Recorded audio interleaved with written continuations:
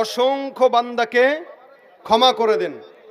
বুঝেন, দুই প্রকার লোক ছাড়া। কয় প্রকার?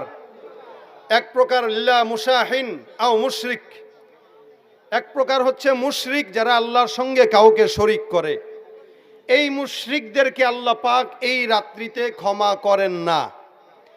দুই নম্বর হিংসা বিদ্বেষকারী, এই ঘরে ঘরে বিদ্বেষ, এই টাইপের যারা আছে, নামাজ পড়ে আবার বিদ্বেষও রাখে।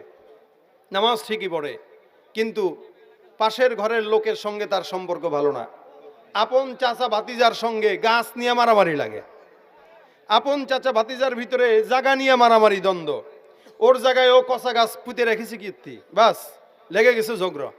তো এই যে ঝগড়া, বিভেদ, বিদ্বেষ, হিংসা, নবী বলেন এই রাত্রিতে অসংখ্য বান্দাকে আল্লাহ পাক ক্ষমা করলেও এই বিদ্বেষকারী আর মুশরিকদেরকে আল্লাহ পাক ক্ষমা করেন না।